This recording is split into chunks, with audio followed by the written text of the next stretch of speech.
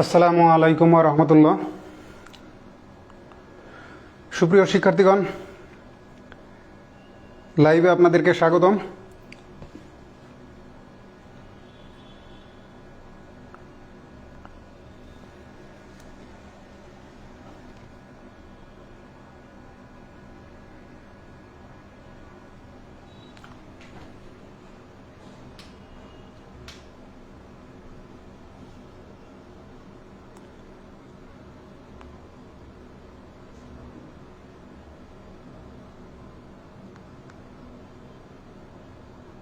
Please আপনারা যুক্ত হতে থাকেন।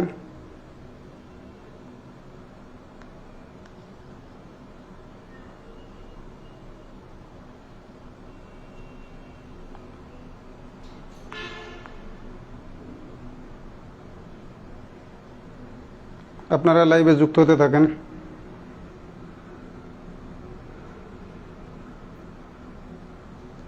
ক্লাসটা 9টায় নেওয়ার কথা ছিল, কিন্তু আমার আসলে ব্যস্ততার কারণে হয়ে ওঠেনি।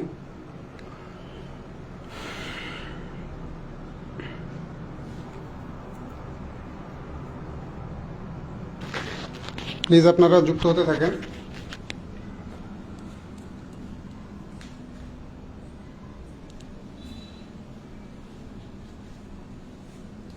আজকের ক্লাসে আমরা গুরুত্বপূর্ণ এবং শ্রমপ্রদ পাশাপাশি খুব দরকারি কিছু বিষয় শিখব এবং আমাদের যে ধারাবাহিক ডিসকাশন ছিল এর আগে সেইগুলো কন্টিনিউ করব।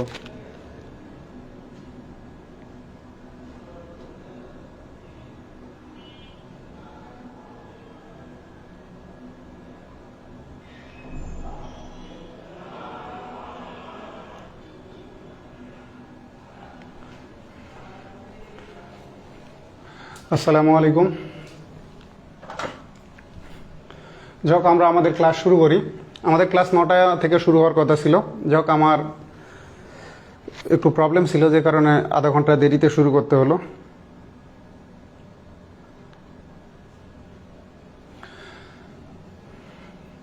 যাক, আমি আজকের লাইভ ক্লাসে আপনাদেরকে একটা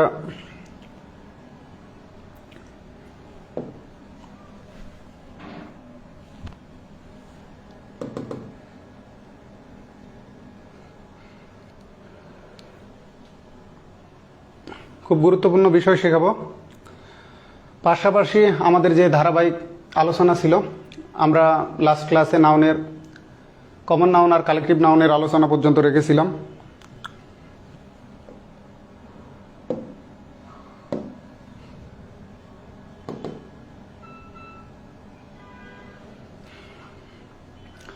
যাক, আমরা শুরু করি।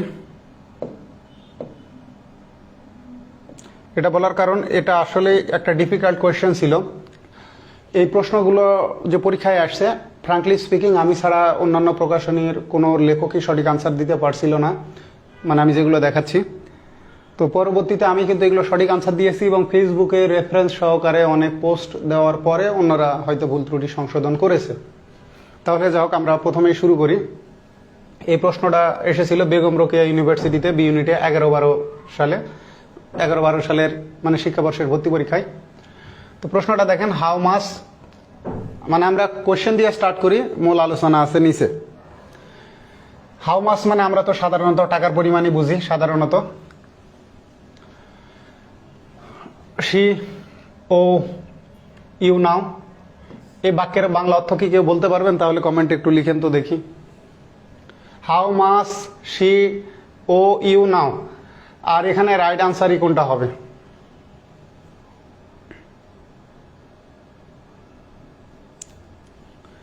তাহলে আপনাদেরকে বলি, ও মানে হলো ঋণী থাকা, ও ডাব্লিউ ই মানে কারো কাছে ঋণে থাকা, ঋণে থাকা বা ঋণী হওয়া।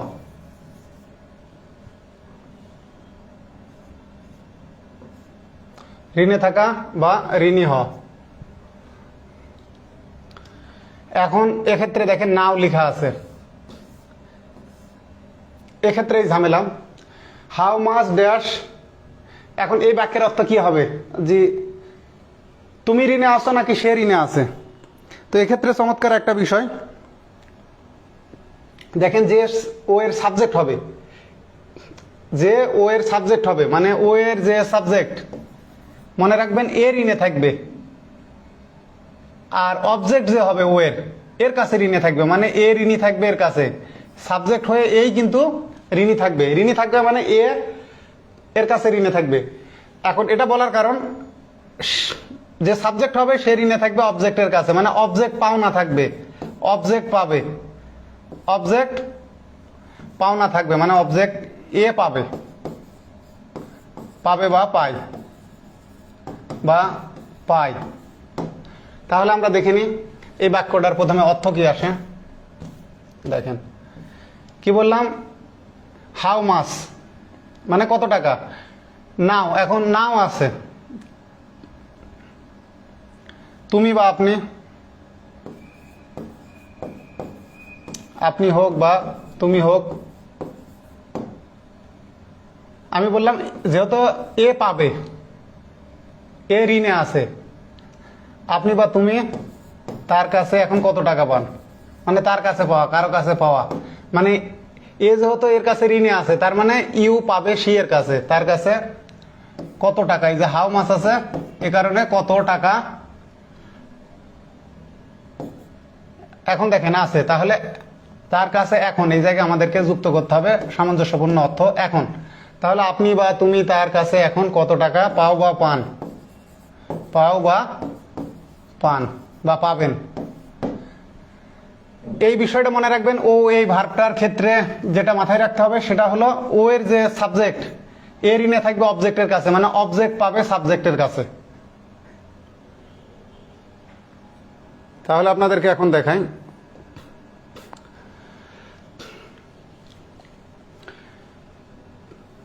আমরা আবার ফিরে আসতেছি কিন্তু এই প্রশ্নের আনসার এখনো দিইনি। নাও আছে, অনেক ব্যাপার আছে। এই যে দেখেন এই কোয়েশ্চেনটা এর আগে দুইবার এই প্রশ্নটা আসছে। বাংলাদেশে অন্যান্য যে প্রকাশনী এই জাতীয় মাস্টার সমজাতীয় যে বইগুলো আছে সেগুলো নিয়ে ভুল ছিল, একমাত্র আমি সঠিক দিয়েছিলাম এবং এক্সপ্লেন করে। এই যে দেখেন ও মানে ঋণী থাকা, হি ওজ মি 5 টাকা, সে আমার কাছে 5 টাকা ঋণে আছে। দেখেন হি ওজ মি মানে সে ঋণে আছে, হি ঋণে আছে আমার কাছে মানে আমি পাই তার কাছে, সে আমার কাছে ঋণে আছে মানে আমি তার কাছে পাই। হি ওজ মি 5 টাকা মানে সে আমার কাছে 5 টাকা ঋণে আছে মানে আমি তার কাছে 5 টাকা পাই। তাহলে আশা করি বুঝতে পারলেন। তাহলে দেখেন প্রথমে এসেছিল এটা কুমিল্লা ইউনিভার্সিটিতে বি ইউনিটের অ্যাডভান্সড ইংলিশ এই 8-9 শিক্ষাবর্ষে এই প্রশ্নটা এই জাতীয় বইগুলোর মধ্যে প্রথম আমি মাস্টারে অ্যাড করেছিলাম, অন্য বইগুলো ছিল না। পরবর্তীতে এই যে এই প্রশ্নটা আবার রাজশাহী বিশ্ববিদ্যালয় ইউনিটের 17-18 যখন এটা উল্টে রিপিট করছে তখন আবার এই যে এই প্রশ্নটা অনেকে অ্যাড করছে এবং তারা ভুল উত্তর দিছে। বাজারে এই জাতীয় বই যেমন প্রফেসরসের বই আছে কম্পিটিটিভ এক্সাম, ওইটাতে ভুল আছে। পরবর্তীতে আমি ফেসবুকে পোস্ট দেওয়ার পরে স্ক্রিনশট দিয়ে তখন তারা সংশোধন করছে। এখন দেখেন তাহলে the Bangla translation of you owe me 50 takas, এখানে একটা মজার বিষয় দেখেন, টাকাস ফর্মালি কিন্তু টাকার প্লুরাল টাকাজই হয়, রুপি থেকে রুপিস, ডলার থেকে ডলার্স, এটাই হয়। গ্রামার বইগুলোতে কিন্তু এটাই আছে, কিন্তু আমাদের টাকাতে আছে এই যে 1 টাকা, 2 টাকা, 5 টাকা, 10 টাকা, এইরকম 50 টাকা। তো একটা হলো ফর্মাল আর একটা হলো ইনফর্মাল। ইনফর্মাল বিষয়গুলো আমরা সাধারণত স্পোকেনে ব্যবহার করি, কিন্তু রাইটিং এর ক্ষেত্রে আমাদের ফর্মাল রুলস রেগুলেশন। যেমন আমি বলতেছি it's me who's done it, it's me who's done it মানে কি it is me who has done it, কিন্তু রাইটিং এ লিখতে গেলে it's me who's done it এটা লেখা যাবে না, আমাকে লিখতে হবে it's me who have done it. তাও হবে না, ইট ইজ আই বলতে হবে। তখন ফর্মালি লিখতে গেলে আমাকে লিখতে হবে it is I who have done it. কিন্তু স্পোকেনের ক্ষেত্রে আমি বলতে পারবো ইটস মি, বা মেসেজ টেসেজ নিজেদের মধ্যে লেখা, মানে একাডেমিক এবং অফিসিয়াল পারপাজের ক্ষেত্রে আমরা সাধারণত ফর্মাল স্টাইলটা ব্যবহার করি। তাহলে দেখেন ইউ ও মি 50 টাকাস, তার মানে আমি পাই। এই যে এ ঋণে আছে কার কাছে, মি এর কাছে, মানে তুমি ঋণে আসো আমার কাছে। অন্যরা ভুল করছে কোথায় জানেন, যে তুমি আমার কাছে 50 টাকা পাও, এইটা উত্তর দিয়ে বসেছিল, কিন্তু আসলে হবে আমি তোমার কাছে বা আমি আপনার কাছে 50 টাকা পাই। তাহলে টাকার প্লুরাল টাকাস। ইনফরমালি টাকার প্লুরাল টাকা ব্যবহার হয়, কিন্তু মানে ফর্মাল এর ক্ষেত্রে এটা নিয়ে ফেসবুকে আমার পোস্ট আছে, বিভিন্ন 10 মিনিটসের কি জানি একজন এটা করতে যে টাকার কেন প্লুরাল টাকাজ হয় না, আসলে টাকার প্লুরাল টাকাজই হয়। সেক্ষেত্রে আমি প্রমিনেন্ট গ্রামার বইগুলো থেকে আমাদের দেশের মানে কি বলবো যে ট্রেডিশনাল যে গ্রামার বই, তারপরে ডেইলি স্টার পত্রিকার লেখা থেকে আমি এগুলো দেখিয়েছি। তাহলে দেখেন যে ইউ ও মি মানে আমি পাই, তুমি আমার কাছে ঋণে আসো মানে আমি তোমার কাছে পাই। তাহলে কি হবে, তুমি আমার কাছে 50 টাকা পাও, এটা হবে না, এটা ভুল। তাহলে কি হবে, আমি তোমার কাছে 50 টাকা পাই।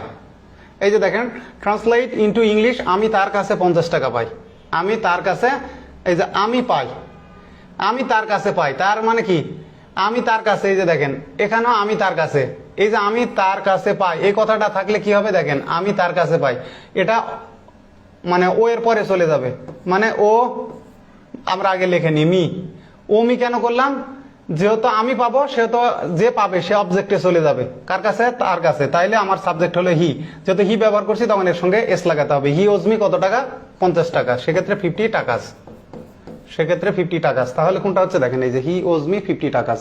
তাহলে এটা সহজ উপায়, মানে কেউ এ ও বি, আরো সহজভাবে আপনাদেরকে দেখাই।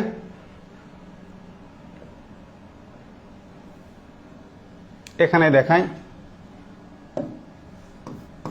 এ ওজ বি, ধরলাম 5 টাকা, 5 টাকা, সহজ হিসাব।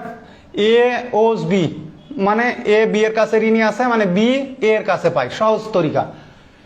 এ ওজ বি 5 টাকা মানে বি এর কাছে পাই, ঝামেলা শেষ। একইভাবে এই দেখেন যদি আমি বলি আই ও ইউ, আই হলে ও হবে ও ইউ, সেক্ষেত্রে আবার কি হবে দেখেন আই ও ইউ, আমি তোমার কাছে ঋণী আছি, তখন হবে তুমি আমার কাছে পাও, আমি যে তুমি আমার কাছে 50 টাকা পাও, সেক্ষেত্রে কি হবে, সেক্ষেত্রে হবে আই ও ইউ 50 টাকা, তখন আই ঋণী থাকতেছে ইউ এর কাছে। যাক, এবার আমরা আগের জায়গাতে চলে আসি। তাহলে এই দুটোর ক্ষেত্রে আপনারা বুঝতে পারলেন যে ইউ ও মি 50 টাকা মানে আমি তার কাছে পাচ্ছি, তোমার কাছে পাচ্ছি, তাহলে আমি তোমার কাছে 50 টাকা পাই। আর এটা আছে যে আমি তার কাছে, তার মানে হি, তার মানে হি ও এর সাবজেক্ট হয়ে যাবে, হি ওজ মি 50 টাকা। এবারে দেখেন আমরা প্র্যাকটিক্যালি ফিরে আসি। এখন নাম আছে, এখানে আমরা কি করব, মনে রাখবেন এই যে ও ভার্বটা এটা প্রোগ্রেসিভ টেন্সে, প্রোগ্রেসিভ টেন্স বা কন্টিনিউয়াস টেন্সে ব্যবহার হয় না, এটার ব্যবহার মানে কন্টিনিউয়াস অথবা প্রোগ্রেসিভ টেন্সে এর ব্যবহার নাই। ক্রস কন্টিনিউয়াস,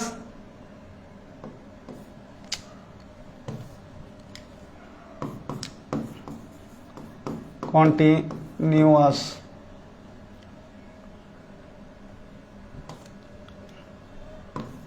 ও ইউএস অথবা প্রোগ্রেসিভ,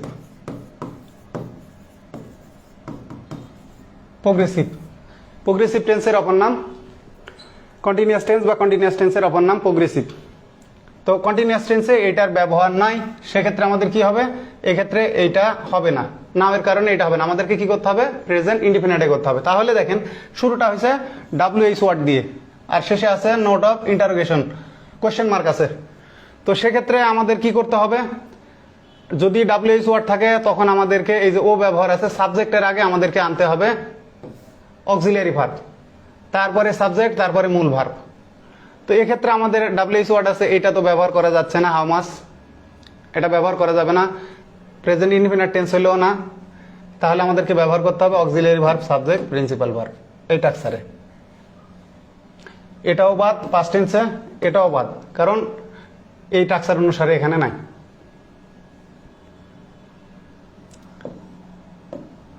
সেক্ষেত্রে আমরা আরেকটা এক্সাম্পল দিই, দেখেন এই যে দেখেন হাউ মাচ মানে কত টাকা, to buy the ticket for the match মানে ম্যাচের টিকিট কেনার জন্য কত টাকা লাগে, কত টাকা লাগে, যত প্রেজেন্ট ইনডিফিনিট টেন্সে কত টাকা লাগে বা লাগবে, আপনি লাগবেও বলতে পারবেন বা লাগতেছে এটাও বলতে পারেন, যে ম্যাচটার টিকিট কেনার জন্য কত টাকা লাগতেছে বা কত টাকা লাগে বা কত টাকা লাগবে, এটা পরিস্থিতি অনুসারে এর অর্থটা আসবে। রাধিকা দাসী বলছে এটা কি ট্রান্সলেশনের ক্লাস, না এটা ট্রান্সলেশনের ক্লাস না, এটা জাস্ট আপনাদেরকে মাঝে মাঝে একটু মানে কি বলবো যে এক্সেপশনাল শেখানোর জন্য মাঝে মাঝে এই ক্লাসগুলো নেওয়া হবে। তাহলে দেখেন হাউ মাচ আছে কি বললাম, এখানে আমাদের কস্টের যেহেতু এখানে সাবজেক্টটা কি দেখেন, এখানে স্পেসিফিক সাবজেক্ট নাই, সেক্ষেত্রে আমাদের ইটটাই সাবজেক্ট হবে। তাহলে এখানে দেখেন ইট ডাজ কস্ট, সেক্ষেত্রে কি হবে, অক্সিলারি ভার্বটা যাবে সাবজেক্টের আগে, এই যে এই কারণে এটা how much does it cost, how much does it cost. এখন মজার একটা বিষয় এটা হলো কোশ্চেনের ক্ষেত্রে, এখন এই কোশ্চেনটা যদি সেন্টেন্সের মাঝে যায়, যেটা আমরা যখন পড়বো ইমবেডেড কোশ্চেন বা ইনডাইরেক্ট কোশ্চেন যেটাকে বলে, যে একটা সেন্টেন্সে কোশ্চেনটাকে যখন আমরা মাঝে নিয়ে যাই, সেক্ষেত্রে কি হয়, সেক্ষেত্রে ওই প্রশ্নটা ইমবেডেড হয়ে যায়, ওর মধ্যে গ্রথিত থাকে বা ইনডাইরেক্ট হয়ে যায়। তখন আর আমাদের কিন্তু যদি শুরুতে অক্সিলারি ভার্ব দিয়ে কোশ্চেন করা না হয়, তখন কিন্তু আমাদের এই নোট অফ ইন্টারোগেশন বা কোশ্চেন মার্ক বসে না। সেক্ষেত্রে দেখেন যে how much does it cost, এই যে এটা does it cost to buy the ticket for the ম্যাচটার টিকিট কিনতে কত টাকা লাগতেছে বা কত টাকা লাগে, আমাদের এইটা হলো। এখানে দেখেন I don't care how much, তো এই সেন্টেন্সটাকে আমরা সেন্টেন্সের মধ্যে বসায় দিলাম, তখন কিন্তু আর এই টাক্সার থাকবে না, তখন কি হবে সাবজেক্ট ভার্ব, মানে তখন আবার অ্যাসার্টিভ। তাহলে এই যে দেখেন অক্সিলারি টাক্সার ব্যবহার করা যাবে না, যে ডাজ দা কার কস্ট, যে এটা তো হবেই না, কারণ auxiliary verb principal verb subject বাদ, তারপরে দেখেন ডাজ দা কার কস্ট, এটাও হবে না, কারণ সেক্ষেত্রে সরাসরি সাবজেক্ট ভার্ব। তাহলে কি হচ্ছে দেখেন I don't care how much the car cost. একইভাবে দেখেন the consumer price index list, ওই একই কথা হাউ মাচ, তাহলে কি হবে হাউ মাচের পরে আর তখন অক্সিলারি ভার্ব লাগবে না, সরাসরি সাবজেক্ট তারপরে ভার্ব। তাহলে how much every car cost.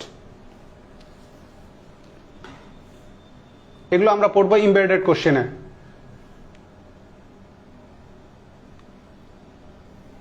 আমরা যেটা পড়তেছিলাম সেটাই দেখেন।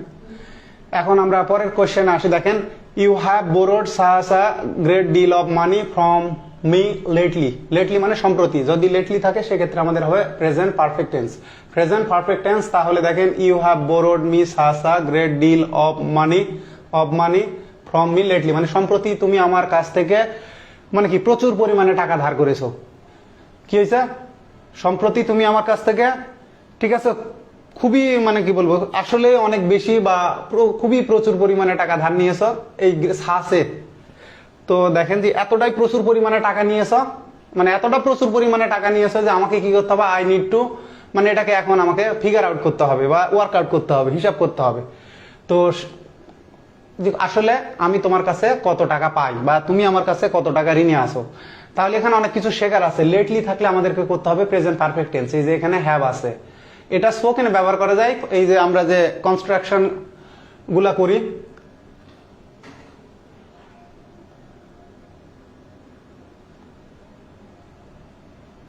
তো এই কনস্ট্রাকশন গুলাতে যে কন্ট্রাক্টেড ফর্ম থাকে, সংকুচিত করা হয়, এগুলোকে বলে ইনফর্মাল। ফর্মালি লেখার ক্ষেত্রে আমাদের লেখা উচিত ইউ হ্যাভ, এইটা স্পোকেনের ক্ষেত্রে বা ইনফর্মাল রাইটিং এর ক্ষেত্রে আমরা ব্যবহার করতে পারি, এগুলো জানার দরকার। যেমন I cannot formal, I can't বা আই ক্যান্ট, ওটা ইনফর্মাল। তাহলে you have borrowed সাহাসা great deal. এখানে আরো একটা জিনিস আপনাদেরকে বলি, মানি কি নাউন আমাদের আনকাউন্টেবল নাউন, মানিটা আনকাউন্টেবল নাউন। মানি মানে আসলে এটা ফিনান্সিয়াল ওয়েথ, আর্থিক সম্পদ, এটাকে আপনার গণনা করা যায় না। মানি মানে অর্থ, আসলে আমরা বাংলাদেশে টাকা বলি, কিন্তু দেখেন ইন্ডিয়াতে গেলে রুপি বলতেছে, পাকিস্তানে রুপি বলতেছে, ইউএসএ তে যান তখন তারা ডলার বলতেছে, ইউকে তে যান পাউন্ড বলতেছে, কিন্তু আসলে মানি মানে কি অর্থ, অর্থকে গণনা করা যায় না। আর এর দেখেন এটা আনকাউন্টেবল নাউন, এর আগে ওই যে 2 মানিস করতে পারবেন না, 3 মানিস করতে পারবেন না, এ মানি করতে পারবেন না, 1 মানি করতে পারবেন না, এই নাউনটা আসলেই অলওয়েজ আনকাউন্টেবল। তো এখন দেখেন কোনো কিছুর প্রচুর পরিমাণে বোঝাতে গেলে সেক্ষেত্রে ফর্মালের ক্ষেত্রে আমরা ব্যবহার করব গ্রেট ডিল অফ। এইরকম একটা কোয়েশ্চেন আছে মাস্টারের নাউন অংশে, দেখবেন ওখানে লট অফ আছে, প্লেন্টি অফ আছে, লটস অফ আছে এবং এ গ্রেট ডিল অফ আছে। আনসারটা কেন এ গ্রেট ডিল অফ নেওয়া হয়েছে, এই আনসারটা অন্যরা ভুল করছিল, পরে আমি মাইকেল সোয়ানের বই থেকে এক্সপ্লেনেশন পড়ার পরে এবং ডিকশনারি, অক্সফোর্ড কেমব্রিজ ডিকশনারিগুলোতে এই যে ডিফারেন্সেস গুলো ফর্মাল ইনফর্মালের, যে লর্ড, এ লর্ড অফ, তারপরে লর্ডস অফ, তারপরে প্লেন্টি অফ, তারপরে সে গ্রেট ডিল অফ, তারপরে আমি আনসারটা সংশোধন করে দিয়েছি।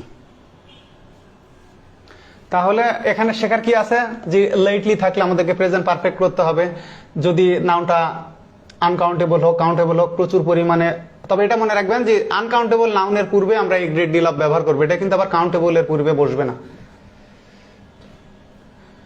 সেক্ষেত্রে আনকাউন্টেবল নাউনের প্রচুর পরিমাণে বোঝাতে আমরা এই গ্রেট ডিল অফ, বা এখানে আমি গুড ডিল অফ ব্যবহারও করতে পারি, যে a good deal of money. তবে বেশি আধিক্য বোঝানোর ক্ষেত্রে আমরা এ গ্রেট ডিল অফ ব্যবহার করব। তাহলে দেখেন I need to exactly how much you owe me, আমাদের শেখার কি এই যে ও মি, এই যে দেখেন ইউ ও মি, তুমি আমার কাছে ঋণে আছো মানে আমি তোমার কাছে পাই। আর যদি থাকতো যে আমি মানে সম্প্রতি এখানে যদি হতো যে I have borrowed such a great deal of money, ঠিক আছে, ফ্রম ইউ, প্রশ্নকর্তা চাইলে এই প্রশ্নটা কিন্তু ঘুরাইয়া দিতে পারে। প্রশ্নকর্তা এই ট্রিকি কোশ্চেনটা করতে পারে।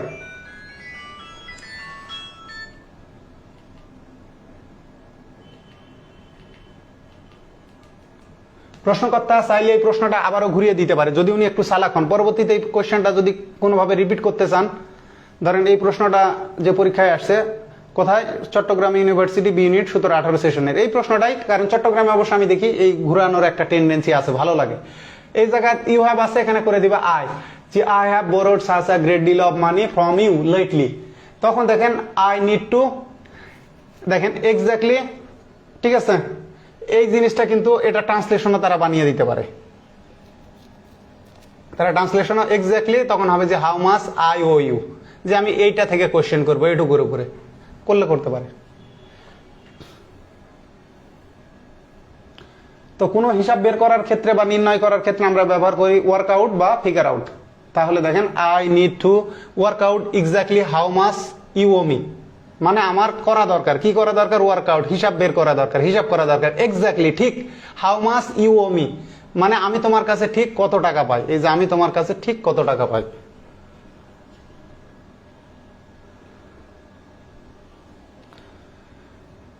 তারপরে ঢাকা ইউনিভার্সিটির 4-5 ডি ইউনিটের একটা কোশ্চেন আছে, ঘ ইউনিটের। এই যে দেখেন I am trying to calculate, I am trying to calculate, আমি হিসাব করার চেষ্টা করছি।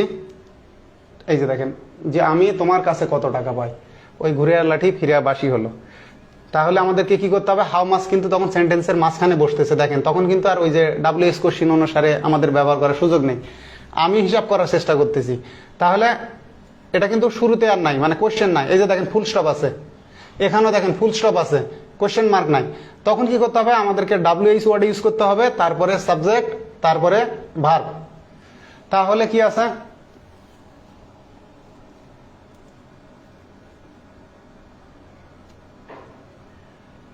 এই যে এটা হাউ মাচ মানে ইউ ও মি।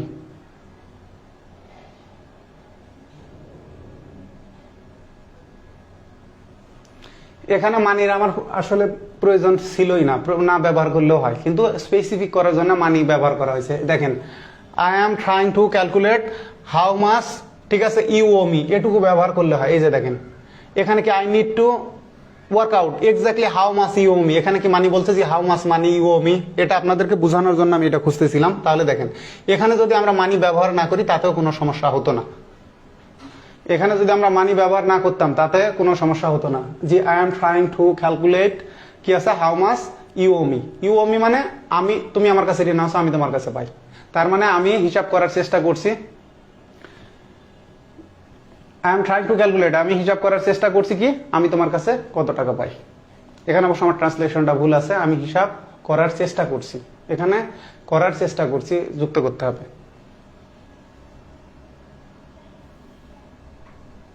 আর এগুলো তো আমরা দেখেই আসলাম, এগুলো আপনাদেরকে দেখানো হয়েছে।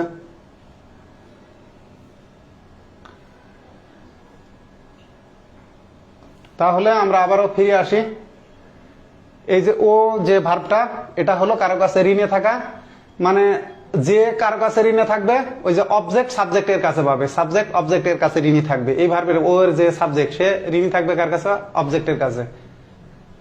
যে ডিরেক্ট অবজেক্ট থাকবে এই ডাইরেক্ট অবজেক্টের কাছে সাবজেক্ট ঋণী থাকবে, এবং এই ডাইরেক্ট অবজেক্ট পাবে হলো সাবজেক্টের কাছে, ঝামেলা শেষ। আর এই যে নাও থাকলেও এটা করতে হবে আমাদের প্রেজেন্ট ইনডিফিনিট টেন্সে বা পাস্ট ইনডিফিনিট টেন্সে, কারণ আরেকটা জিনিস আপনারা মনে রাখবেন, নাও কিন্তু পাস্ট ইনডিফিনিট টেন্সেও ইউজ হতে পারে, এটা অনেকেই জানে না। আবার পাস্ট কন্টিনিউয়াস টেন্সেও ব্যবহার হতে পারে, এটা অনেকেই জানে না। নাওকে পাস্ট ইনডিফিনিট এবং পাস্ট কন্টিনিউয়াস টেন্সেও ব্যবহার করা যায়, এটা অনেকেই জানেন না। যা হোক, মাস্টারের পরবর্তী এডিশন আসলে এই এক্সেপশনগুলো অ্যাড করে দেবো ইনশাল্লাহ। প্রথম কথা বললাম যে ওকে প্রোগ্রেসিভ বা কন্টিনিউয়াস টেন্সে ব্যবহার করা যাবে না। আর আরেকটা তো বলেই দিলাম, সেটা হচ্ছে সাবজেক্ট ঋণী থাকবে অবজেক্টের কাছে, মানে অবজেক্ট পাই বা পাবে সাবজেক্টের কাছে।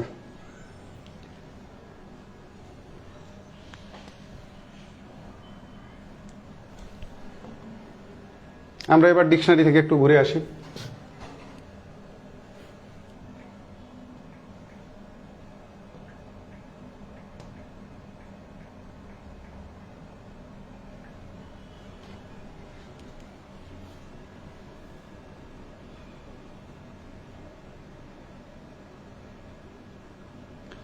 আর এটাকে যদি ভার্ব অর ডাবল অবজেক্ট করেন, দেখেন দে হ্যাভ ডিনাইড, তারা অস্বীকার করলো। কোনো কিছু অস্বীকার করা বোঝাতে আমরা কি ব্যবহার করি? ডিনাই। কোনো সত্য বা কোনো পাওনা এগুলো অস্বীকার করার ক্ষেত্রে আমরা ব্যবহার করি ডিনাই। আর কোনো দোষ ত্রুটি ফল্ট এগুলো অপরাধ স্বীকার করার ক্ষেত্রে আমরা ব্যবহার করি কনফেস। আর এমনি ভুল ত্রুটি বা ছোটখাটো অপরাধ এগুলো স্বীকার করার ক্ষেত্রে আমরা ব্যবহার করি অ্যাডমিট। আর অস্বীকার করার ক্ষেত্রে ডিনাই। তাহলে দেখেন দে ও মানি টু দ্য কোম্পানি। তো এখন মানিকে যদি আমি আগে আনি, দেখেন দেই ও মানি টু দ্য কোম্পানি। এখন মানিকে যদি আগে আনি সেক্ষেত্রে কিন্তু টু আসবে।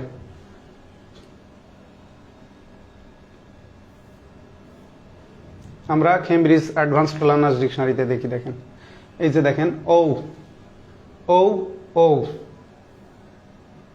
এই যে দেখেন আই ও জেনেট কত আছে? 50।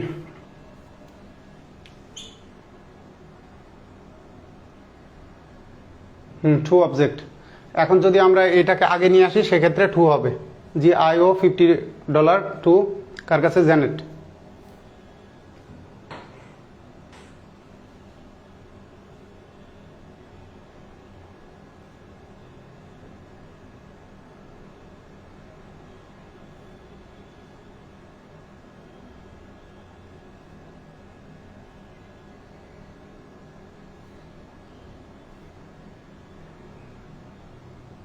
তো যাই হোক, আমরা আগে একটা জিনিস দেখলাম, এখানে দেখেন it will be difficult to sort out how much each person owes, মানে প্রত্যেক ব্যক্তি কত টাকা করে ঋণে আছে এটা মানে হিসাব করা কঠিন হবে। তাহলে দেখেন বের করা, শর্ট আউট, ফিগার আউট এবং ওয়ার্ক আউট।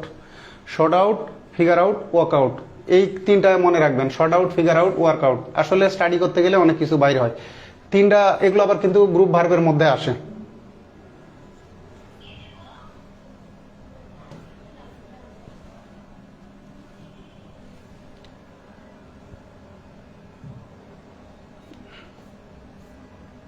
ডিকশনারিগুলো দেখানোর একটাই কারণ, ডিকশনারিগুলো থেকে বিসিএস সহ বিভিন্ন পরীক্ষায় উদাহরণগুলো একদম হুবহু কপি করে পরীক্ষায় সেট করে।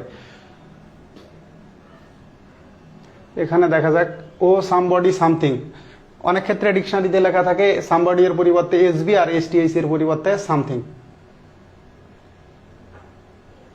দেখেন শি স্টিল এখনো ওজ হার ফাদার $3000। তো সেক্ষেত্রে কি আছে দেখেন, সেক্ষেত্রে এই যে হার ফাদার, সে ঋণে আছে, মানে এখনো তার বাবা তার কাছে $3000 পায়। তো এখানে যে বিষয়টা দেখেন যে how much do I owe you for the groceries. মুদি দোকানে যে আপনি বলতেছেন যে how much do I owe you, যে আপনি আমার কাছে কত টাকা পান, আপনি আমার কাছে কত টাকা পান। How much do I owe you মানে আমি আপনার কাছে ঋণে আছি, মানে আপনি আমার কাছে পান। তো ঢাকা ইউনিভার্সিটিতে অ্যাডমিশন টেস্টে কিন্তু একবার এইটা আসছিল যে আপনি আমার কাছে কত টাকা পান না, সম্ভবত আসছিল তুমি আমার কাছে কত টাকা পাও, রিটেন পার্টে ভর্তি পরীক্ষায়। তো সেক্ষেত্রে এর আমি অবশ্য কমন মিস্টেক্স ইন ইংলিশ যে আমার বইটা আছে, ওই বইটার মধ্যে কিছু কিছু জায়গাতে টেবিল দিয়ে দিয়ে বাড়তি কিছু ট্রান্সলেশন অ্যাড করা আছে। আমি দেখাইছিলাম যে how much do I owe you, তুমি আমার কাছে কত টাকা পাও বা আপনি আমার কাছে কত টাকা পান। এই যে দেখেন how much do I owe you for the groceries, এই যে মুদি দোকানিকে যে আমি বলতেছি আপনি আমার কাছে কত টাকা পান।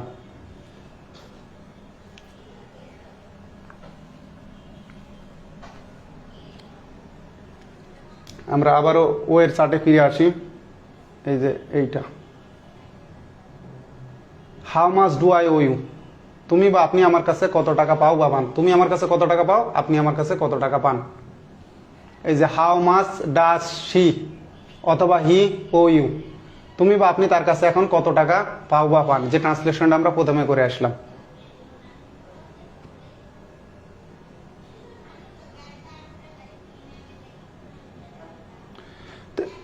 এ দেখেন এই ও সংক্রান্ত আরো কোশ্চেন আছে, আমি সবগুলো কিন্তু উঠায় নিয়ে আসিনি। আমরা আপাতত এখানে ও সংক্রান্ত কোশ্চেন আপনাদেরকে দেখালাম 1 2 3 4 5টা, কিন্তু কোশ্চেন আরো 2 3টা আছে এ সংক্রান্ত।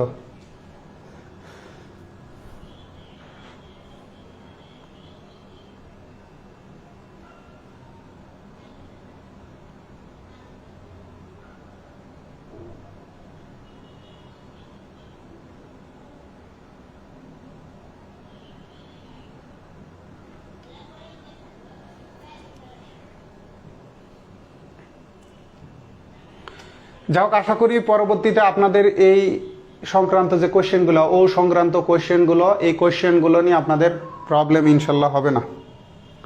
যাই হোক, আমরা আবার নতুন কিছুতে চলে যাই।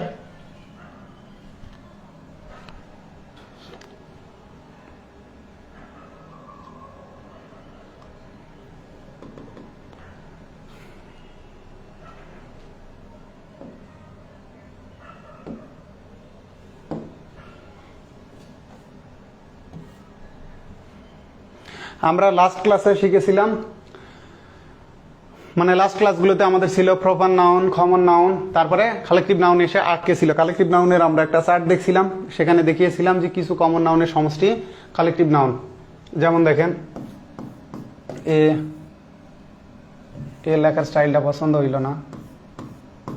এ হার্ড অফ, আমরা দেখছিলাম কাউস, কাউস, অথবা এ হার্ড অফ ক্যাটল। তো আমি বলছিলাম এখানে হার্ডটা হচ্ছে এটা কালেকটিভ নাউন, কিন্তু নর্মালি ক্যাটল কি হয় কালেকটিভ নাউন, যে দেখেন ক্যাটল আর গ্রেজিং, ক্যাটল আর গ্রেজিং মানে চরে বেড়াচ্ছে, চরে ঘাস খাচ্ছে।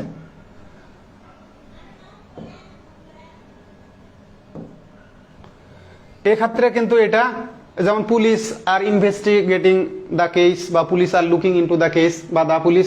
তো সেক্ষেত্রে এদের পরে কি হয়, সাধারণত পিপল, পুলিশ, ক্যাটল এইগুলো প্লুরাল নাউন। কালেকটিভ নাউন হলে এদের পরে কি বসে, প্লুরাল ভার্ব বসে।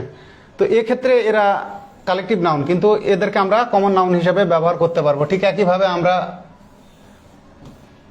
পিপল বা পুলিশকেও পারবো। তাহলে দেখেন যে a herd of cattle is passing, এটা পরীক্ষায় আসছে। তো তখন বলছিলাম যে হার্ডটা হচ্ছে কালেকটিভ নাউন, কিন্তু ক্যাটলটা হচ্ছে কমন নাউন। তো এক্ষেত্রে কারণটা দেখেন যে এ হার্ড অফ কাউস, ওই একই উদাহরণে এইখানে ক্যাটল মানেই হচ্ছে কাউস, এটা মানে কাউস, এটা প্লুরাল নাউন। আর এটা কি noun, common noun.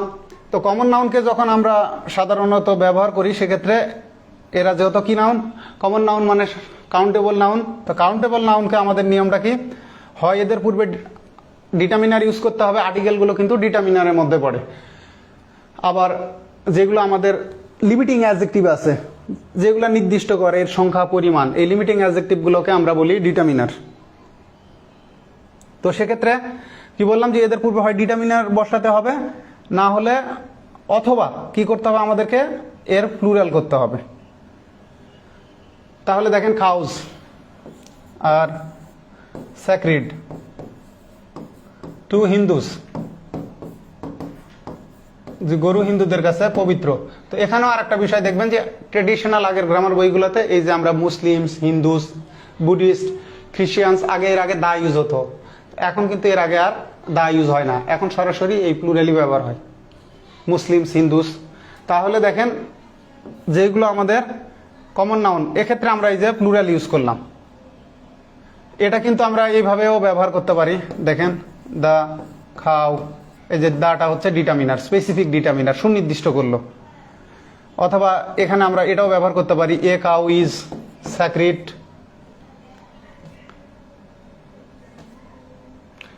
A cow is,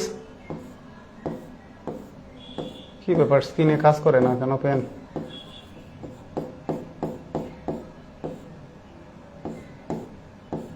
না এই জায়গাতে অনেক জায়গাতে কাজ করে না থেকে থেকে, যাক কাজ করেছে। তাহলে কি হচ্ছে, the cow is sacred to Hindus অথবা a cow is sacred to Hindus. তাহলে কি হচ্ছে, এর আগে আমাদের হয় ডিটারমিনার ইউজ করতে হবে, অথবা এটাকে শুধু আমরা প্লুরাল করতে পারি যে cows R sacred to Hindus. তার মানে এটা আমাদের কমন নাউন।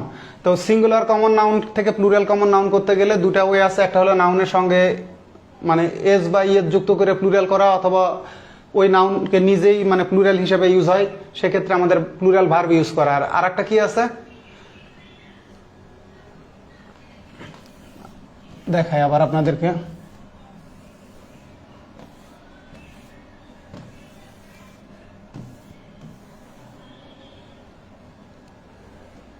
দেখেন fish live in water, live in water. এখানে কিন্তু এটা প্লুরাল, এই যে প্লুরাল ভার্ব ইউজ করলাম। যদি কতগুলো নাউন আছে যাদের প্লুরাল ফর্ম এইটা, যেমন ফিশ, যেমন দেখেন দ্য ফ্রুট, আর রাউন্ড, অথবা কি বলা যায় সাওয়ার, টক। এটা কিন্তু প্লুরাল, কারণ আমরা প্লুরাল ভার্ব ব্যবহার করছি। এখানে ফিশ প্লুরাল, কারণ আমরা প্লুরাল ভার্ব ব্যবহার করছি। তো নাউনকে প্লুরাল করার ক্ষেত্রে আমাদের যেটা মাথায় রাখতে হবে, ওই নাউনের সঙ্গে আমরা এস বাই এস যুক্ত করে প্লুরাল করতে পারি, অথবা এরপরে প্লুরাল ভার্ব ব্যবহার করলে বুঝবো যে এই নাউনের প্লুরাল ফর্মটা ওইটা, অথবা এর পূর্বে প্লুরাল সংখ্যাবাচক আমরা ব্যবহার করতে না, মানে নাউনের প্লুরাল ফর্ম যদি না থাকে সেক্ষেত্রে আমাদেরকে, মানে ওই নাউনের প্লুরাল ফর্ম সেম হলে আমরা বুঝতে না পারলে সামনে আমাদের কি করতে হবে, প্লুরাল ডিটারমিনার ইউজ করতে হবে। তো এর মধ্যে যেটা বলছিলাম সেটা হলো যে খাউজ, আর বললাম যে আমরা প্লুরালটা ইউজ করলাম, ওইটা স্পোকেনে বেশি ব্যবহৃত হয়। যেমন দেখেন, এটা অনেকবার বলছি, আবার ওই একই এক্সাম্পল দিচ্ছি। একই এক্সাম্পল দিলে কি হবে, আপনাদের মস্তিষ্কে গেঁথে থাকবে। যাক, আমার জন্য একটু অস্বস্তি হচ্ছে লিখতে গেলে, কারণ এই বোর্ডে আমার লিখে অভ্যস্ততা নাই। না,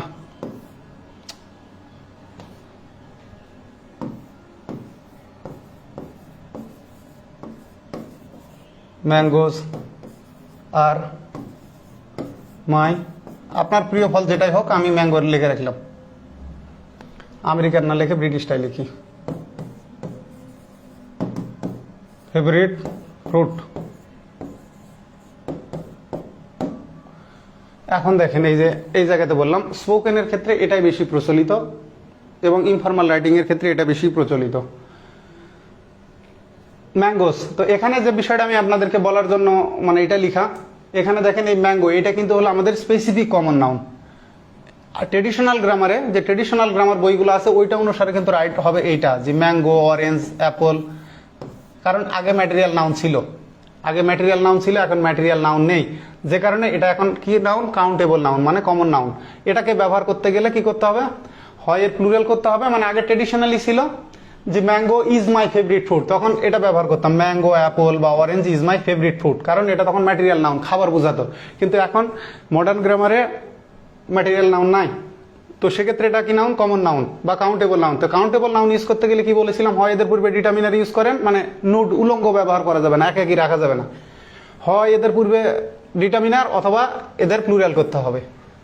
তো এখানে যেটা দেখেন, mangoes are my favourite food, এটা মডার্ন, আর ট্রেডিশনাল হলো mango is my favourite food. তো মজার বিষয় দেখেন, mango is my favourite food, তখন ওটা সিঙ্গুলার হলো, এখন এটা সিঙ্গুলার হলো। এর কারণ হলো এখানে এটা প্লুরাল, এখানে এটা প্লুরাল, মানে ফ্রুটের সিঙ্গুলার প্লুরাল ফর্ম সেম। তো এর পাশাপাশি একটা বিষয় দেখেন, এই ফ্রুটটা হচ্ছে আমাদের জেনারেলাইজড কমন নাউন, মানে অ্যাপলও ফ্রুট, ম্যাঙ্গো ফ্রুট, অরেঞ্জও ফ্রুট, সব ক্ষেত্রেই ব্যবহার হচ্ছে। এটাকে বলে জেনারেলাইজড কি, এটা হচ্ছে জেনারেলাইজড কমন নাউন। আর এটা সুনির্দিষ্ট করে দিচ্ছে কমন নাউনকে। তো ম্যাঙ্গো, এটা একটা সুনির্দিষ্ট ফল, মানে ম্যাঙ্গো কিন্তু অরেঞ্জ না বা অ্যাপল না, এটা প্রপার নাউনের মতো মনে হচ্ছে, কিন্তু এটা প্রপার নাউন না, কারণ আম অনেকগুলো হয়, আমের যে কথা বলতেছে, আমের অনেকগুলো জাত হয়। তো এই জন্য এরা হচ্ছে স্পেসিফিক কমন নাউন। একইভাবে দেখেন, যে কাউয়ের কথা বললাম,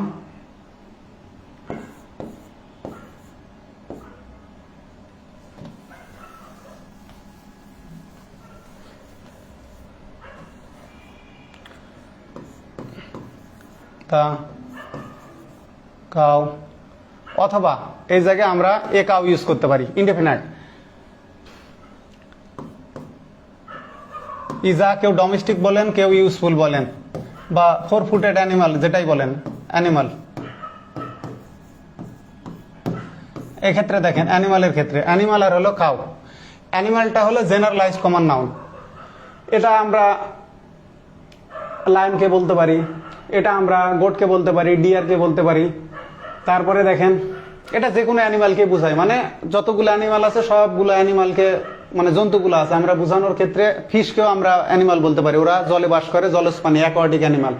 তাহলে দেখেন, এটা হচ্ছে জেনারেলাইজড কমন নাউন, আর এটা হলো সুনির্দিষ্ট একটা কমন নাউন, কিন্তু এর সংখ্যাটা অনেক। গরু কিন্তু অনেক আছে, আমি গরু বলতেছি, গরু কিন্তু একটা না। যেমন দেখেন, এখানে আপনারা আবার কোয়েশ্চেন করতে পারেন, তাহলে মানুষও তো স্পেসিফিক কমন নাউন হওয়ার কথা, কিভাবে?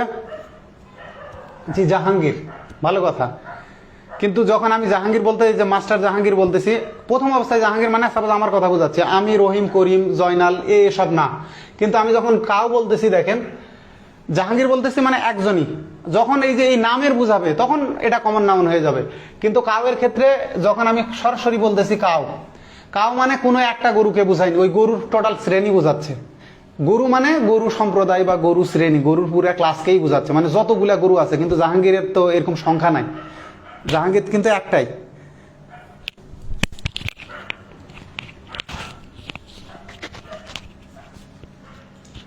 যাই হোক, নিপা জাভেদ খুব সুন্দর আপনি লিখেছেন জি, কাউ, ডগ, এলিফ্যান্ট এরা স্পেসিফিক কমন নাউন। এদেরকে মনে হয় যে এরা কি নাউন, মনে হয় এরা প্রপার নাউন। আসলে এরা প্রপার নাউন না, কারণ এদের পূর্বে আমরা কি করতে পারি, ডিটারমিনার ইউজ করতে পারতেছি এবং এদের প্লুরাল করতে পারতেছি। দেখেন cows, cows are useful animal, দেখেন তখন কিন্তু আবার অ্যানিমালস করতে হবে। আর ওখানে ম্যাঙ্গোস ফ্রুট করলাম আমরা, এখানে দেখেন অ্যানিমালস প্লুরাল করে ফেললাম, কারণ ফ্রুটের প্লুরাল ফ্রুটই হয়, এ কারণে আমরা কি করছিলাম, ওখানে ফ্রুট রেখে দিয়েছিলাম। এবার আসেন রোজ, আমি নাম বলেই রাখি কারণ কেউ পড়ে থাকলে ভুল পড়বেন। এস এম জাকির হোসেন স্যারের বইয়ে a passage to the English grammar, ওই বইয়ে কিন্তু একটা ভুল দেওয়া আছে, সেটা রোজকে বলা আছে প্রপার নাউন। এই রোজকে বলা আছে প্রপার নাউন, এই রোজ হবে, টাইটানিকের নায়িকা রোজ হলে প্রপার নাউন হবে, কিন্তু ফুলের নাম বুঝালে এটা প্রপার নাউন হবে না। তখন কি হবে, এটা স্পেসিফিক কমন নাউন। যদি রোজ মানে কোনো কি বলবো সিনেমার নাম হচ্ছে, কোনো মহিলার নাম হচ্ছে, বা রোজ কোনো ব্র্যান্ডের নাম হচ্ছে, মানে সেক্ষেত্রে সুনির্দিষ্ট নাম বুঝালে তখন এটা কি হবে, প্রপার নাউন হবে। তাই কিন্তু তাছাড়া রোজ যদি ফুল বুঝায়, মানে গোলাপের গাছ বা গোলাপ ফুল বুঝায়, সেক্ষেত্রে কি হবে, এটা স্পেসিফিক কমন নাউন। কিভাবে দেখেন, আপনি সরাসরি বলতে পারবেন না জি, দেখেন জি rose is my favourite flower, এটা ক্রস, মাই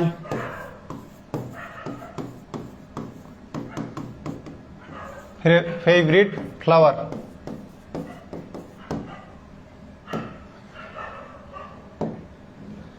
আপনি এটা ইউজ করতে পারবেন না, সেক্ষেত্রে আপনাকে, কারণ গোলাপ মানে দেখেন ওই গোলাপের শ্রেণী বোঝাবে সবগুলোই, সেক্ষেত্রে আমাকে ব্যবহার করতে হবে রোজেস আর,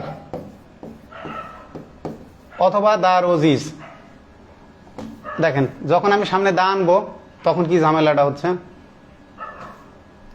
দা বা এ রোজ, দা, তখন কিন্তু আমাকে এটা স্মল লেটারে কনভার্ট করতে হচ্ছে, তখন কিন্তু আর এটা ক্যাপিটাল রাখা যাচ্ছে না। যখন যেমন দেখেন আমরা পদ্মার ক্ষেত্রে দেখছিলাম, পদ্মার সামনে দা বসালেও পদ্মা কিন্তু ক্যাপিটাল লেটারেই থাকবে, দা নীল, দা যমুনা, যেটাই হোক, মানে যদি বিল্ট ইন দিয়ে হতো তাহলে এটা অপরিবর্তিত থাকতো, কিন্তু আমাদের কি করে ফেলতে হচ্ছে, এটা স্মল লেটারে কনভার্ট করতে হচ্ছে। তাহলে যেমন দা কাউ, দা এলিফ্যান্ট, আমরা উদাহরণ পড়েছিলাম কি যে দা এলিফ্যান্ট, এলিফ্যান্ট কিন্তু একটা হাতির একটা ক্লাস, মানে যতগুলো হাতি আছে সবই হাতি। তাহলে the rose is my favourite flower, তাহলে এখানে এই রোজটা কি হচ্ছে, এই রোজটা হচ্ছে স্পেসিফিক কমন নাউন, মানে সুনির্দিষ্ট কমন নাউন। এই কমন যত রোজ আছে সবগুলোই, এটাকে আমরা এর পূর্বে দা ব্যবহার করতে পারতেছি, অথবা এর প্লুরাল করতে পারছি যে roses are my favourite flower.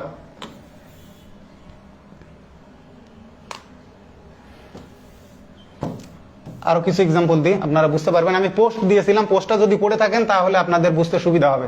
যেমন দেখেন হি, ছেলে হলে মেয়েকে দিল, মেয়ে হলে ছেলেকে দিল, এই জন্য আমি দুটাই লিখে দিচ্ছি। প্রেজেন্টেড, প্রেজেন্টেড মানে উপহার দেওয়া, প্রেজেন্টেড মি, সে আমাকে উপহার দিল, ছেলে বা মেয়ে দিক। উইথ, গরিব হইলে একটাই দিয়ে দিল খুব স্টাইল করে। অবশ্য আমি কোনোদিন কাউকে গোলাপ উপহার দিইনি, বউকে বহুতবার ওইভাবে চেষ্টা করছি, কিন্তু আসলে ওই স্টাইলটা আমার সাথে যায় না। এখানে একজন বলছেন তৃতীয় শ্রেণীর বই আছে রোজ is my favourite flower, cricket is my favourite. Cricket ঠিক আছে, ক্রিকেটটা আনকাউন্টেবল নাউন, এটা খেলার নাম, তো এটা আমরা আনকাউন্টেবল নাউন, প্রপার নাউন ওটা হতে পারে, কিন্তু রোজের ক্ষেত্রে ওইটা ভুল আছে, রোজ হলো স্পেসিফিক কমন নাউন। তাহলে দেখেন হি অথবা শি প্রেজেন্টেড মি, এরপরে উইথ লাগবে, কিন্তু মনে রাখবেন কতগুলো ভার্ব আছে যাদের পরে ইনডিরেক্ট অবজেক্ট বসবে, ডাইরেক্ট অবজেক্টের আগে উইথ লাগবে। যেমন দেখেন provided, he provided me with food. Provide somebody with মানে গিভ, মানে হি গেভ মি ফুড না বলে আমরা বলতেছি হি প্রোভাইডেড মি উইথ ফুড, সে আমাদেরকে খাবার দিল বা খাবার সরবরাহ করলো। সাপ্লাইয়ের ক্ষেত্রেও তাই, যে হি সাপ্লাইড আস বা হি সাপ্লাইড মি উইথ ফুড মানে হি প্রোভাইডেড মি উইথ ফুড। এই যে একইভাবে প্রেজেন্টেড, এই একই বিষয়ই আসে, যে হি সে প্রেজেন্টেড মি এ রোজ হবে না, প্রেজেন্টেড মি উইথ এ রোজ। অনেক সময় সেন্টেন্স কারেকশন আসে, এক্ষেত্রে কিন্তু উইথ বসাতে হবে এই ডাইরেক্ট অবজেক্টের আগে। হি বা she presented me with a rose, সে আমাকে একটা গোলাপ উপহার দিল। এখন দেখেন এ রোজ, এ রোজ, তো রোজের আগে আমরা কি বসালাম, এ ব্যবহার করলাম। এটা ডিটারমিনার, ইনডেফিনিট ডিটারমিনার, মানে অনির্দিষ্ট কোন একটা গোলাপ দিছি। তাহলে এই যে রোজ কিন্তু স্মল লেটারে হয়ে গেল।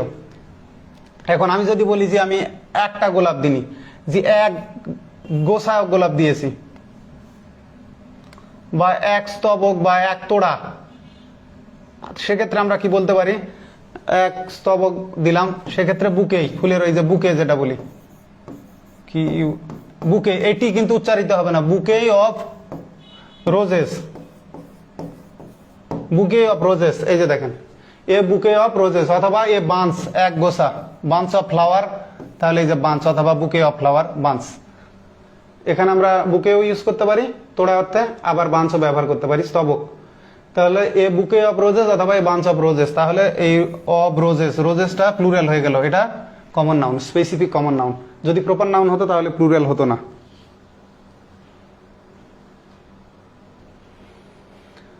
তাহলে পরে আসা যাক,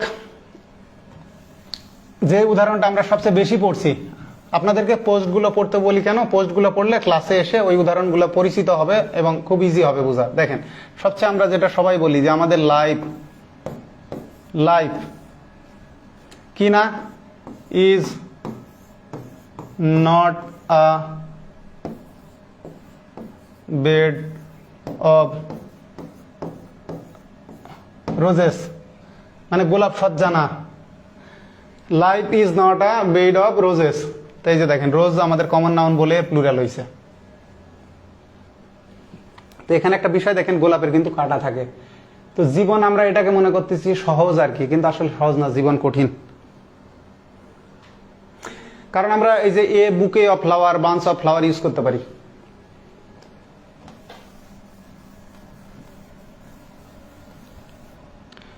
এই যে আমরা যে বলি এ বুকে অফ ফ্লাওয়ার, বুকেই, টি এর উচ্চারণ হবে না, বুকেই অফ ফ্লাওয়ার্স, ফ্লাওয়ার্স বা রোজেস, মানে আপনাদেরকে বোঝানোর জন্য। এটা জেনারেলাইজড কমন নাউন, তেমনি এটা স্পেসিফিক কমন নাউন হলো এর প্লুরালই হবে। কিন্তু এটা একটা শ্রেণীকে বোঝাচ্ছে, আর এগুলা যত ফুল আছে সবগুলোকে ফুল বোঝাতে আমরা কি ব্যবহার করি, ফ্লাওয়ার।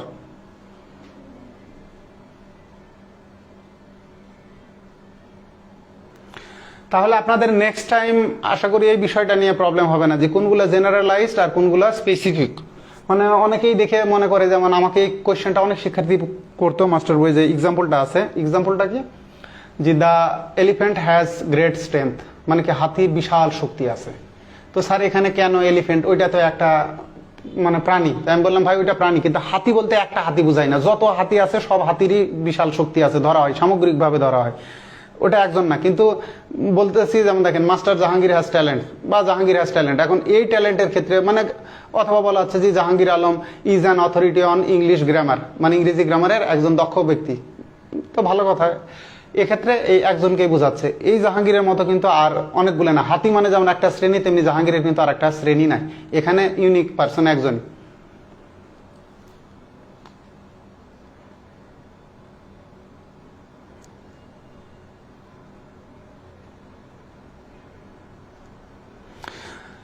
তাহলে যেগুলো দেখবেন, এই যে আমরা কাউ বলি, গোট বলি, ডিয়ার বলি, মানে যতগুলা প্রাণী আছে, এই যে স্নেক বলি, সাপ, সাপ মানে এই যে যতগুলো আছে আর কি, এগুলো সবগুলোই কিন্তু কি হবে, এরা স্পেসিফিক কমন নাউন। তেমনি ফুলের ক্ষেত্র, যে ফুলগুলো আছে, রোজ হোক, ম্যারিগোল্ড হোক, এই নামগুলো, কারণ ওই ফুল মানে ওই ফুলের একটা শ্রেণীকে বোঝাবে।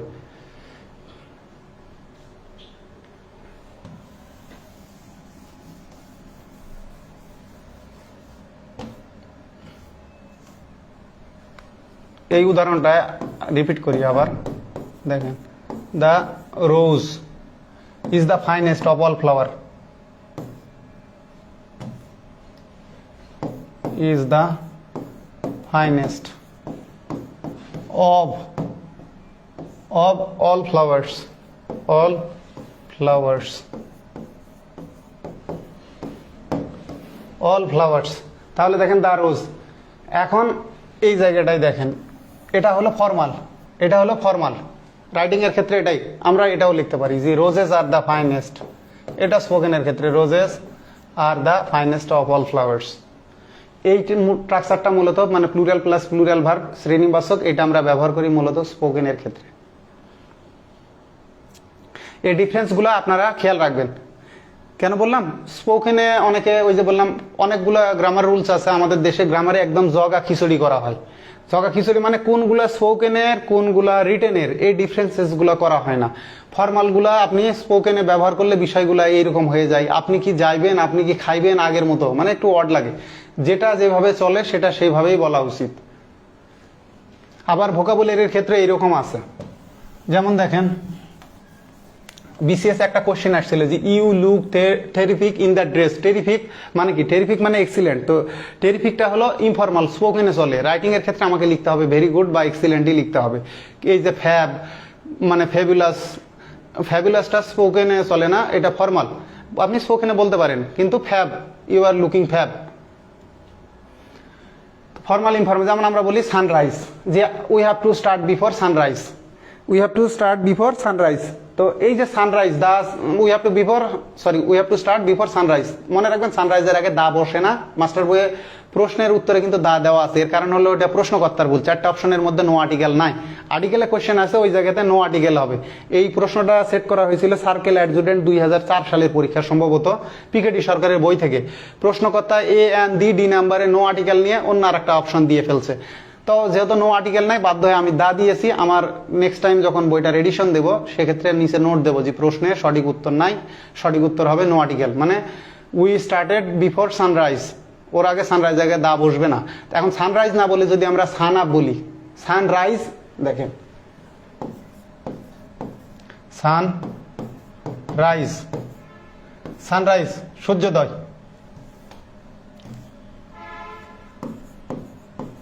সানরাইজ, এটা হলো ফর্মাল। ইনফর্মালি আমরা ব্যবহার করতে পারি সান আপ, সান আপ। আপ মানে ওঠা, রাইজ মানে ওঠা, সানরাইজ আবার আপ মানে ওঠা, এটা স্পোকেনে বেশি চলে, ইনফর্মাল। তেমন যেমন বললাম টেরিফিক, টেরিফিক স্পোকেনে বহুল প্রচলিত। যেমন টেরিফিক পারফরমেন্স, ক্রিকেটে দেখবেন খুব ভালো খেললো, ফুটবলে খেললো, সেক্ষেত্রে বলে টেরিফিক পারফরমেন্স, টেরিফিক পারফরমেন্স। অথবা টেরিফিক শট বা টেরিফিক গোল মানে চমৎকার।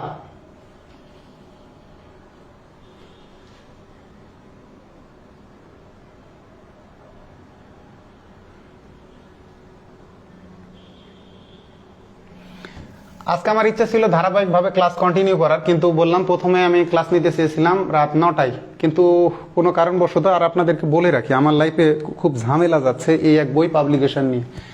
সেই 2012 সাল থেকে দেখি পুস্তক প্রকাশক সমিতির সাথে আমার ঝামেলা হতেই থাকে। এর অনেক কারণ আছে, দেখবেন কিছু মানুষের পিছনে কিছু লোকজন টেনে ধরেই থাকে, প্রতিহিংসাটা থাকেই। এদেরকে সামাল দিতে আমি অবশ্য ফেসবুকে এর আগে অন্যগুলো পোস্ট দিয়েছি, লাস্ট টাইম আবার মানে 30 তারিখে কেন্দ্র থেকে নোটিশ দিয়েছে বিষয়টার সমাধানের জন্য। তো দেখি এরা আমার পিছু ছাড়েই না, ঝামেলা করতেই থাকে। তো যাক, আমাকে 30 তারিখে আবার ঢাকায় মুভ করতে হবে, কারণ কেন্দ্রীয় কার্যালয়ে মানে বাংলাদেশ পুস্তক প্রকাশক বিক্রেতা সমিতির কেন্দ্রীয় কার্যালয়ে বিষয়টার মিটিং আছে। তো এগুলো আসলেই পেড়ার, অপ্রয়োজনীয় ঝামেলা, লোকজন ঝামেলা করতেই থাকে। তো এই ঝামেলাগুলোর কারণে দেখা যায় নিজের মূল্যবান সময় নষ্ট হয়, মেধা ওই যে বললাম 12টা বাজে যায়, কারণ একদিকের মাথা আর একদিকে দিলে সাজানো গোছানো অনেক কিছুই আর হয়ে ওঠে না। তো যাই হোক, আমি সরি আমার কথা রাখতে না পারার জন্য। আবারও বলি শেষে এসে, আমার পড়ানোর ক্ষেত্রে অনেক ক্ষেত্রে স্লিপ অফ টাং হোক, স্লিপ অফ পেইন হোক, বা যেভাবে হোক কোনো ভুল তথ্য উপস্থাপন হয়ে থাকলে প্লিজ আপনারা আমাকে জানাবেন। যদি কোনো ভুল ত্রুটি নজরে আসে, আমি আমার ভুল তো অবশ্যই স্বীকার করি, কারণ মানুষ ভুলের ঊর্ধ্বে না, আমি ফেরেশতাও না, শয়তানও না, আমার ভুল হবেই, কিন্তু সেটা যেন খুব সামান্য হয় এবং আমার ভুলের ব্যাপারে আমি যেন সতর্ক হই এবং আমার নজরে আসা মাত্রই বা আমি নিজে নিজে ধরতে পারা মাত্র আপনাদেরকে সংশোধন করে দিয়ে নিঃসংকোচে, মানে কোনো ধরনের ইগো না নিয়ে, এই মানসিকতা আল্লাহ দিলে আমার আছে, আমি এসব নিয়ে ভাবি না। আর পাশাপাশি আর একটা বিষয় আপনাদেরকে বলি, যেমন দেখেন আপনারা কিন্তু এর আগে আমার ক্লাস দেখছিলেন, এই যে এই কোশ্চেন সলভ সংক্রান্তই, তো ওই ক্লাসটা আমরা করছিলাম, সেটা হলো ক্র্যাক ডাউন অন বা ক্ল্যাম ডাউন অন, মানে কোনো অপরাধের বিরুদ্ধে কঠোর পদক্ষেপ নাও। তো ওই জায়গাতে আমি ওয়ান্টেড সিনেমার একটা স্টোরি বলছিলাম, ওই যে মুম্বাইয়ের যে commissioner Ashraf Khan take charge of, মানে আইপিএস আর কি, উনি commissioner of Mumbai, he cracks down on, মানে ক্রাইম এইরকম ছিল, ক্র্যাক ডাউন অন ক্রাইম এইরকমই ছিল, যা হোক। তো ওই জায়গায় আমি একটা ভুল ওয়ার্ড ইউজ করছিলাম, আমি বলছিলাম কাভার আপ অফিসার। আর কাভার আপ, আসলে কাভার আপ মানে কোনো কিছু গোপন করা, কিন্তু হবে আন্ডার কাভার। কোনো কপ, মানে কোনো পুলিশ বা কপ যদি কি বলবে যে গোপনে তার অ্যাকশন কি বলে কার্যক্রম চালিয়ে যায়, মানে প্রশাসনের নির্দেশে, এই ধরনের আমরা যে কপ বা পুলিশ, এদেরকে আমরা বলি আন্ডার কাভার অফিসার। তো অনেক ক্ষেত্রে এই যে স্লিপ অফ টাং হয়ে যায়, কারণ আমি যে জায়গায় আবার ক্লাস নিচ্ছি এখানে আরেক সমস্যা, এমন এক জায়গায়, এই জায়গায় এসি সেট করার কোনো ওয়ে নাই। একে তো মাথার উপরে প্রচণ্ড হিট, তার উপরে সব বন্ধ, বাইরের যেন সাউন্ড না আসে, কষ্ট হয়। যদিও আমি সাধারণত মানে ফ্যান না চালিয়েও থাকতে পারি, এটা এই অভিযোজন ক্ষমতা আল্লাহ পাক দিয়েছে, সমস্যা নাই। তো যাই হোক, আমি এরপর থেকে আমি চেষ্টা করবো ইনশাল্লাহ রাত 9টাতেই ক্লাস নেওয়ার। আপনারা সাথে থাকবেন, কোনো ভুল ত্রুটি আসলে প্লিজ আমাকে জানাবেন। আমি আমার ভুল সংশোধন করে নেওয়ার ব্যাপারে বা আপনাদেরকে সঠিক জানানোর ব্যাপারে আমার যে প্রচেষ্টা, এটা ইনশাল্লাহ চলবে। দোয়া করবেন আপনারা আমার জন্য, আমিও আপনাদের জন্য প্রার্থনা করি আল্লাহর কাছে। আল্লাহ আপনাদেরকে সমৃদ্ধি দিক, আল্লাহ আপনাদেরকে সুস্থতা দান করুক। তো আপাতত এই পর্যন্তই, ভালো থাকবেন, আল্লাহ হাফেজ।